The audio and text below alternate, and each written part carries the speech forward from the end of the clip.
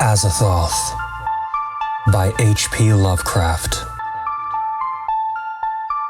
When age fell upon the world, and wonder went out of the minds of men, when gray cities reared to smoky skies, tall towers grim and ugly, in whose shadow none might dream of the sun or of spring's flowering meads, when learning stripped earth of her mantle of beauty, and poets sang no more save of twisted phantoms seen with bleared and inward-looking eyes.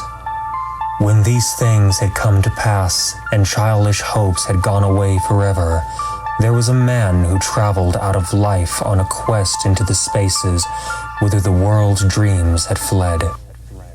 Of the name and abode of this man but little is written, for they were of the waking world only, yet it is said that both were obscure. It is enough to know that he dwelt in a city of high walls where sterile twilight reigned, and that he toiled all day among shadow and turmoil, coming home at evening to a room whose one window opened not in the fields and groves, but on a dim court where other windows stared in dull despair.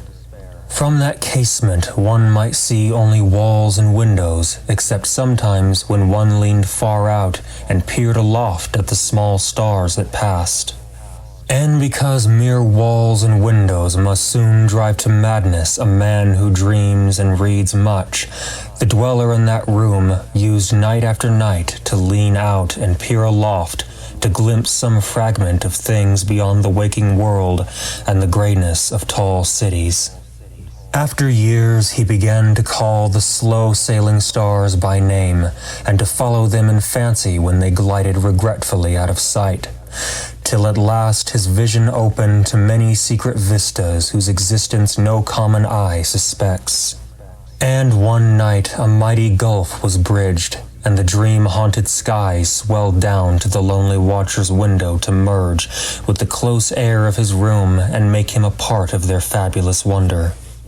There came to that room wild streams of violet midnight glittering with dust of gold, vortices of dust and fire, swirling out of the ultimate spaces and heavy with perfumes from beyond the worlds.